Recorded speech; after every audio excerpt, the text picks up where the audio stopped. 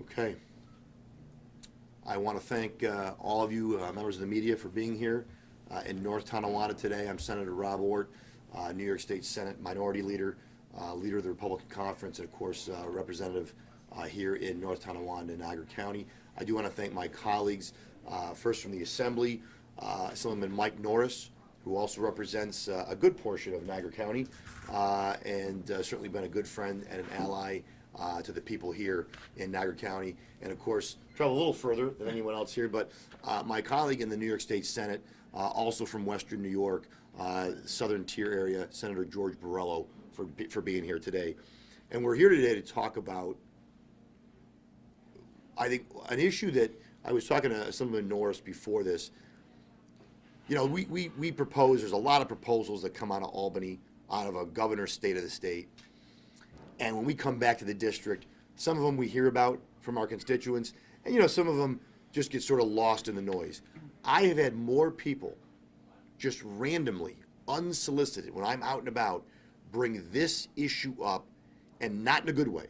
They don't say to me, Senator Ortt, I can't wait to have my gas stove banned. They don't understand what the heck is going on. They know there's a lot of issues facing the state of New York. They just didn't know that gas appliances was one of them. But that was the biggest issue to be tackled. And of course, this is part of a larger proposal or narrative that's been going on. Certainly, Assemblyman Norris and Senator Borrello, we know about this because we've been watching this sort of unfold since 2019, when the Climate Leadership and Community Protection Act was passed. Now, most Western New Yorkers didn't know about that. And why would they? It was passed at 2:30 in the morning. Now, I remember it because I debated the bill with then Senator Todd Kaminsky. And in that bill, they set out very aggressive climate goals and emissions goals. But you know what they didn't set out? How we were going to get there. Now, those details are important. One, because that determines whether it's achievable. But number two, you know who has to ultimately help achieve those goals? Not the government, the people of the state of New York. And their role, and how much it was going to cost, and how we were going to do it, and the impact on them was never mentioned back in 2019. It was left to a group called the Climate Action Council. And the Climate Action Council has met, I think, for the past 2 years, and their report came out in December.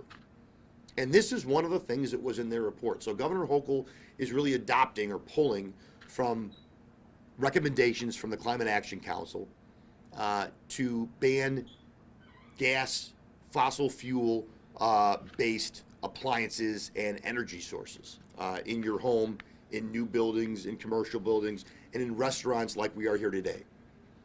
I can promise you, you will not find one restaurateur, and this is an industry that has been hammered the last several years. It's tough anyways, we all know that, but for the last couple of years, it has been hard to be a restaurateur in New York State. And you can't find anyone today that's going to tell you they can't wait, that their food's going to be better, that their operation's going to be better when they have to fully electrify their kitchen. In fact, I'll bet you some restaurants will just say, that's it for me. Because other states aren't doing this, folks. Other states aren't doing it. When we talk about, and even the governor talks about, people leaving New York State. Just this morning, I read an article that we lost a record number of people to Florida. I have no idea how many people we lost to Tennessee, North Carolina, South Carolina, Texas. But just Florida was 64,000 people last year. The question is, why is that happening? Now, there's a lot of reasons. But one of the reasons goes back to things like this. When you talk about affordability, this is not going to make people's energy and utility bills go down. It's not. It can't. Because we have to spend $270 billion over 30 years. That's one estimate. And I'm always wary of government estimates because usually they're wrong. But we've got to spend $270 billion by one estimate to implement these changes. There needs to be investment in the grid. The grid today can't handle the increased electric load. Don't take my word for it. That comes from National Grid, the people who run it, the people who would benefit because they would actually pick up more clients and more customers. They're saying, wait a second. National Fuel, I believe, estimates it'll be $25,000 to $50,000 for an average homeowner to electrify their house, depending on the size and the age of the home and everything else. I wonder how many people in Western New York, here in North Tonawanda, have an extra $25,000 to put into their home to get rid of their stove. Does anyone think that the polar ice caps are melting because me and my wife use gas to cook our dinner? I don't. Natural gas is one of the cleanest forms of energy, period. There's no debate about that science. And when I was growing up, I was always told that was a clean energy source. We just went through a record storm here in Western New York, including where we're standing, where people relied on their natural gas to heat their home, to boil water. The governor of Oklahoma had a great quote. He said, there is no such thing, when you're in a crisis, a storm, there's no such thing as a bad energy source. We need to have a diversified energy portfolio, and that has to include natural gas. By the way, for those climate, social, environmental justice warriors out there, most of our electricity, I think 80% of it, maybe more, you know, it's generated by coal. Coal, the dirtiest form of energy usage. We've banned all the coal plants in New York, so I guess we'll have to, you know, it's okay as long as it's generated in a different state, because then it doesn't count against our climate goals. So we can't handle it currently. The grid can't handle it. People can't afford it. We don't really have a solid real cost estimate. We have an estimate that kind of came out of the sky. We don't really know what that estimate's based off of. And we have a timeline that I don't believe can be met. And for those that don't know, so the governor's proposing phasing out the fuels by 2030 for single-family homes. Be a ban on the sale of fossil fuel-based heating equipment, i.e. stoves or what have you, dryers. For single-family homes, smaller buildings would be 2035 for larger and commercial buildings. So single-family and small buildings, 2030, 2035 for commercial and larger buildings. That would mean if a gas furnace fails or needs to be replaced after that date, you would have to do so with an electric or non-combustion system. So I do want to say there is no proposal that we're aware of that anyone's going to come and take your stove or your appliance. I know that's been out there. That's not happening. But after those dates, when it goes, your furnace, your stove, you will not be able to replace that. There'll be no parts for it. There'll be no service for it. You'll be able to go to Orville's and buy a new one. Although, if you live down in Senator Borrello's district, like so many of his constituents already do for other things, they'll go to Pennsylvania. Mark my words. And there's no prohibition against that. It will not be illegal to have a gas stove at this point. It'll just be impossible to get one unless you're willing to travel out of the state. In addition, she's pushing a prohibition, the governor, on fossil fuel equipment in new construction statewide that would include gas stoves as of 2025 for small buildings, single-family homes, 2028 for larger ones. So if you're going to build a house in the next couple of years, you're not going to have a gas stove in that house or have any gas into that house, gas fireplace, whatever. And of course, what this is going to do is have a chilling effect. If you're an appliance store in New York, you're just going to stop selling gas appliances, which is really kind of the goal. And the larger goal, of course, is to really kneecap the natural gas industry. If New York's out of the market, then that hurts natural gas production, and that's really the goal of many on the far left when it comes to the environmental policy and the agenda they are pursuing. So last night, I know the Erie County Legislature proposed a resolution that was defeated by the Democratic majority, basically opposing this ban, this proposal by Governor Hochul. But I will tell you, I just spoke at an event 2 nights ago in Lackawanna. There were 200 people at an organization that has nothing to do with gas, stoves, or any other appliance, but there were 200 people there to talk and rave and rant and express their opposition about this policy. This is not going to do anything to solve our climate problems. All it's going to do is drive up costs in a state that is already increasingly one of the least affordable states in the country, and that's why people are heading to Florida. That's why people are leaving this state. And that is the single greatest threat to this state and our future viability in places like North Tonawanda and restaurants like we're standing right here today. And that's why we are opposing this. Our conference stands opposed to it. I'm certain the Assembly Conference and the Republican Conference is opposed to it. And we're calling on our colleagues in the legislature. This cannot happen without a vote of the legislature, either in the budget or in a standalone bill. And we're certainly going to call on our colleagues across the aisle to oppose this measure as proposed by the governor. And at this time, I want to call up again my colleague, a friend and someone who's been a strong voice on these issues from the Southern Tier here in Western New York, Senator George Borrello. Thank you, Mayor. How are you? It's good to be here today, and thank you very much for the invitation. You know, I've been in the Senate for a little over 3 years now. I came in on the heels of the disastrous bail reform laws that were just implemented at the beginning of 2020. But if you had told me even back then that I'd be standing here 3 years later with gas stoves as public enemy #1 in New York State, even I would have been surprised. But here we are. This is outrageous. I'm a restaurant owner myself, and I was talking to my wife about this today. You know, the whole idea of converting our businesses, not being able to cook with gas, is outrageous. And on top of that, who's going to pay for this?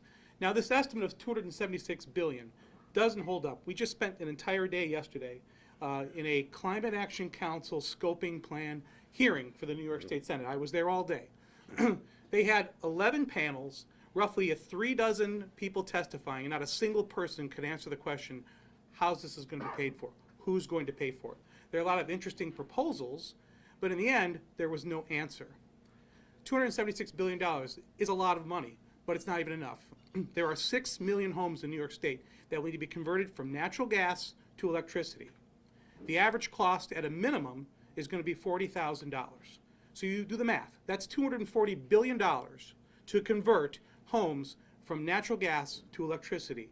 Just homes. That doesn't count commercial buildings, which we were told are the biggest polluters, if you will, the biggest source of emissions. That doesn't include everything else in New York State, all the infrastructure that will have to be improved in order to electrify. We need triple the amount of electricity than we are currently making, triple, to make this happen. No idea how this is going to happen, no plan, no cost-benefit analysis. That's what the leaders in New York State think is good for you. Good for every citizen here in New York State. Now, I asked a very important question, I thought it was a very important question yesterday, of the professor who kind of led all this from Cornell. I said, it's global climate change, right? What's the percentage that New York State contributes to global climate change? He didn't know. I said, so in 2 years of discussions, the idea that we're going to wreck New York's economy, you can't tell me how this is going to actually help global climate change? Well, the answer, which I happen to know, was 0.4%. 0.4% of global emissions come out of New York. So if we wreck our economy, we go into massive debt, we cast aside reliable forms of energy that put people's lives at risk, which is what have happened in Buffalo in this recent storm. What are we going to get for that? And the answer is nothing. And here's the dirty little secret. The dirty little secret is New York State is now importing more power than it ever has. You know, Andrew Cuomo made the promise that we were going to convert Tonawanda and Dunkirk from coal to natural gas. That never happened. Instead, they shut them down. And what did they do? Spent hundreds of millions of dollars to run transmission lines to the dirtiest old-fashioned coal plants like Homer City, Pennsylvania. That's where power for New York State is coming from. Anywhere from 18 to 50% of New York State power is coming from outside of the state, much of it from dirty old-fashioned coal plants. So this is nothing but virtue signaling, folks. This isn't going to move the needle with climate change. We're not going to improve emissions. In fact, we're going to go backwards because we're getting our power from states that have lower standards than New York. So all of this is a shell game to somehow prove that New York is the most progressive. Well, I don't want to win that contest at the expense of the lives and the livelihood of everyone in New York State, including restaurants like this. We have to push back. We have to bring common sense back to this equation, and we have to stop letting the tail wag the dog when it comes to radical proposals in Albany. So with that, I will turn that over to Assemblyman Mike Norris. Thank you. Thank you, Senator. Thank you to both senators for including me today in the press conference. You know, this comes down to common sense. In 2030, for the average homeowner in New York State, if your gas stove breaks down, you can't get a new one. And it all comes down to price. When you look at the energy and your electric bill, which keeps going up, A clean fuel with natural gas is still the cleanest and the most least expensive to fuel your home. And it's clean. This all comes down to economics. And to make sure, yes, that we of course protect the environment, but like the Senator said, only 0.04 of all the emissions come from New York. What about China? What about Russia? What about other places in the globe that have substantial emissions taking over our world? So when you look at what's occurring with a downstate-driven majority, including Governor Hochul, they are crippling our economy here in upstate and western New York. And what I encourage everyone to do, and as Senator Ortt mentioned, I have received more emails on this topic than any other in the last year, several hundred. I want you to continue to bombard your legislators and tell them enough is enough in New York State. Let your voices be heard, including email and call the governor's office and let them know, let her know that this is ridiculous. Now, the governor is from Buffalo. We just had a very serious storm, the worst storm in a century, even worse, many say, than the blizzard of '77. Many people were out of electricity, and many people were able to heat their homes because of the use of natural gas. This is a very serious situation. We must be able to preserve that going forward for the next storm and things going forward. So again, this is truly a ridiculous proposal, and on behalf of the senators, as well as our leader, Will Barkley, in the Assembly, I stand against this proposal, and I encourage everyone out there to be loud, because in 2030, at your home, you're not going to be able to get a brand new gas stove, which is the most ridiculous thing. When you see what's happening, and people are fleeing the state of New York for Florida and other places because of high taxes and burdensome regulations and the ridiculous policies that, quite frankly, are coming out of the downstate-driven majorities out of New York City. Enough is enough. We must stand up, and this is our moment to do so. Thank you for being here. Thank you, Assemblyman. So I'll just close real fast, and we'll turn over to questions. Something that both my colleagues said. I want to just sort of crystallize a key takeaway for members of the press here and anyone watching is that you're not going to achieve drastic or any measurable positive result. This is not going to solve the climate crisis by getting rid of gas appliances in New York State. We're responsible for 0.04% of the emissions of New York State. I bet you most of those 0.04 comes out of one place, the island of Manhattan. But that's a different story. The point is, we can't get to 0.00. Not in our lifetime.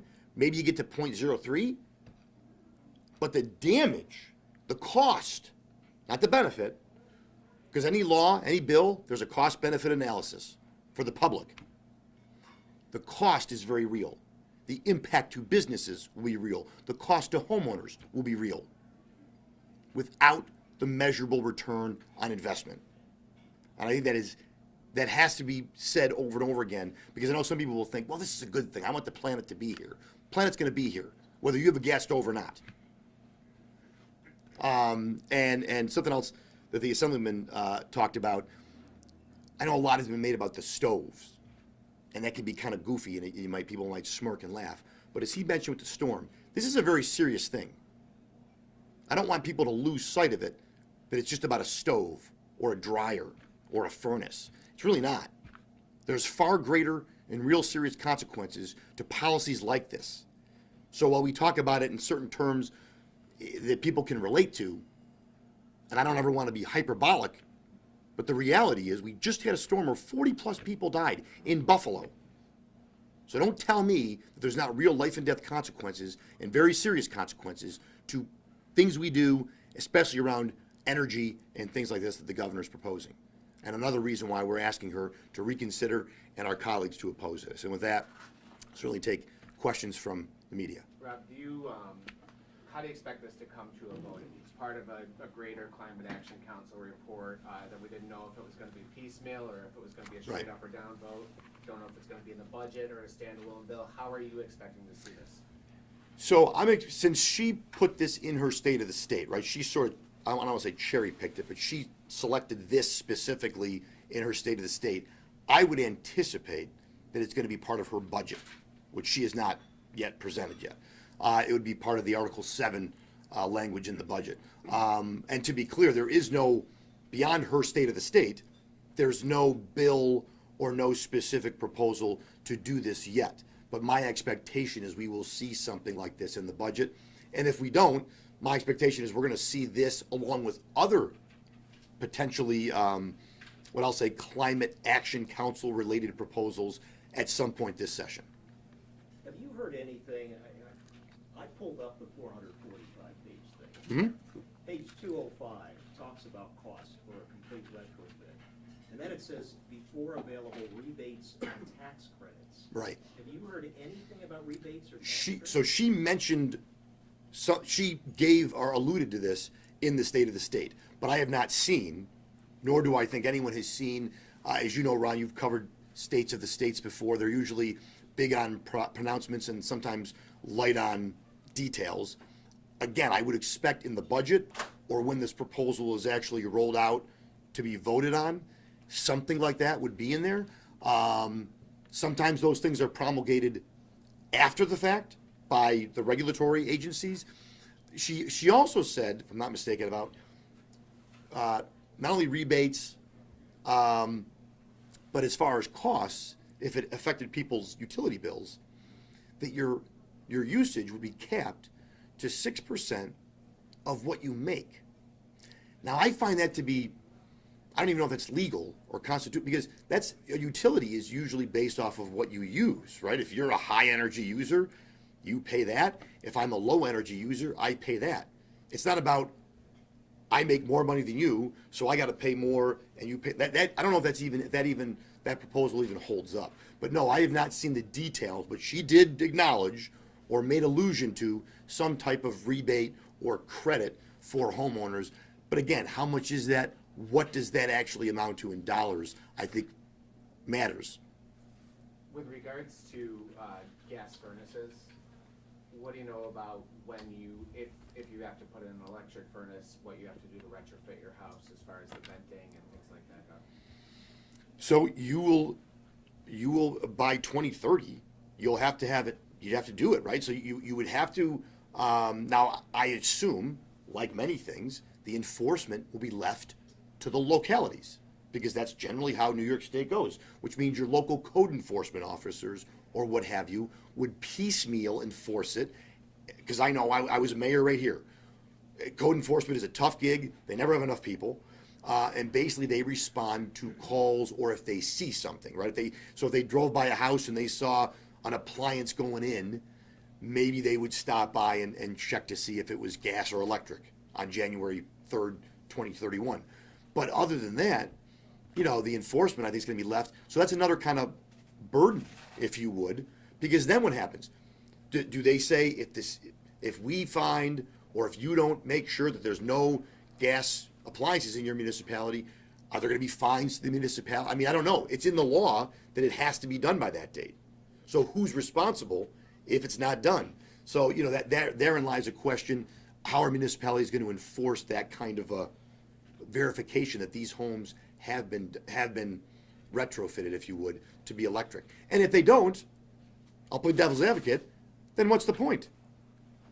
Is it just the point to say we did the law so we feel better about ourselves? Meaning if you don't actually follow through, then you're not actually making good on the goals that are laid out in the policy to begin with. Have you, I mean, I know you can't speak for the other side, Sure. the Democrats, but have you spoken to some of them and get any inkling of what they think? Because, I mean, we did ask for statements from some of them today, and some of them do say that they have some questions Sure. about how this is going to be implemented. Sure. Yeah, I mean, I'm sure at this point, some of my colleagues that I've, briefly spoken to, you get sort of an eye roll or, kind of like a head scratch, like, well, we got to see what this really looks like as far as the enforcement. But to be clear, all of my colleagues, now, between 2019 and today, there are some people that are not in the Senate any longer, or the Assembly, but they all voted for the Climate Leadership Community Protection Act, which created the Climate Council, which put forward these proposals. So I would be very surprised if suddenly now, again, the people that are holdovers, maybe some new members might feel differently, but the holdovers, they've been on board with the law that created the council, which pushed this idea at the outset before Governor Hochul did. So it would be surprising that all of a sudden now they are concerned. But that's why it's important for the public to reach out. At the end of the day, we don't work in a vacuum, even though sometimes I'm sure it seems that way. We work for the people we serve that are elected, we're elected by.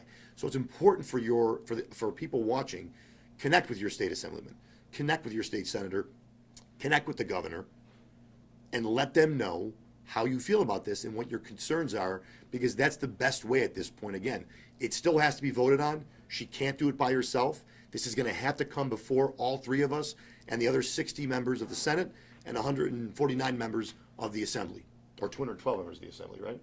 149. Yeah, okay, yeah, all right. Give or take. A lot of people. I have a question for Senator Borrello, but Senator Orr, you can speak on this too as Sure. well.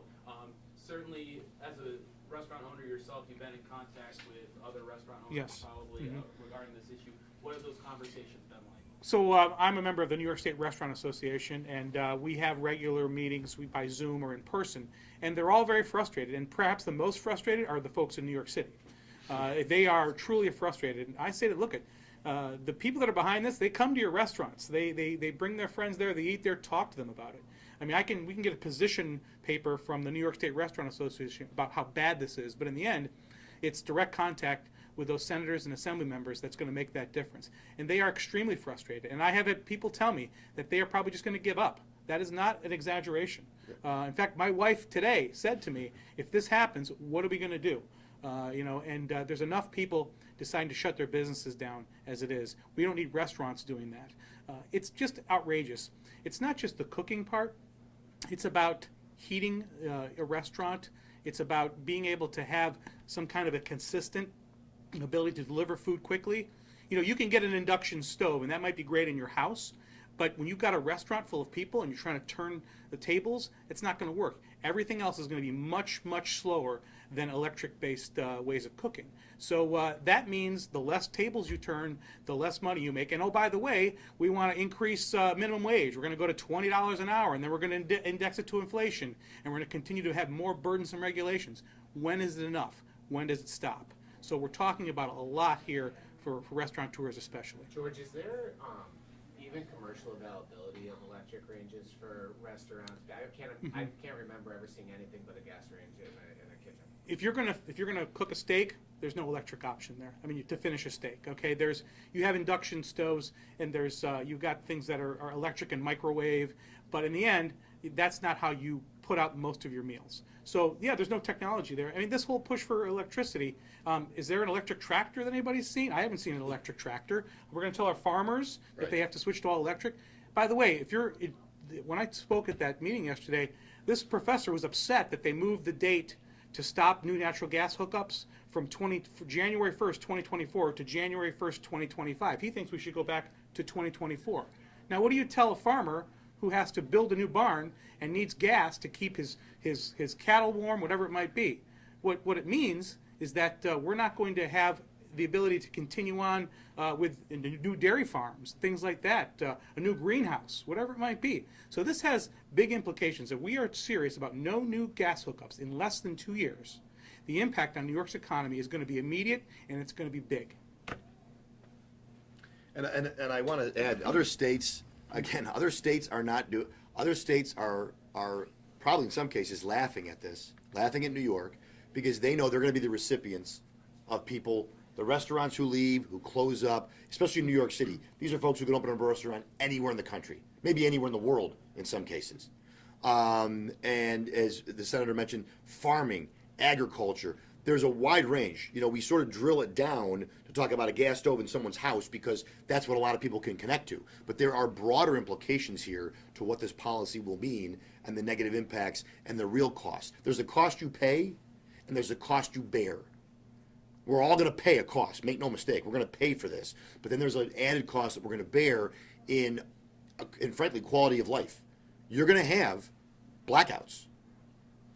You're going to have points where you do not have peak electric ability, capacity, We have that now. High energy users have that today. Right now, the grid is taxed, overburdened. So you're gonna, natural gas is the most reliable and it's the least expensive. So when someone tells me on the other side they care about affordability and struggling people, I find that a little hard to believe if you're going to support this kind of policy, because it will impact, as everything always does, it'll impact working people and middle class folks the most. Meaning, if you're lower income, middle income, you're going to feel this. If you're a multimillionaire, you might detest this policy, but you'll be able to figure it out.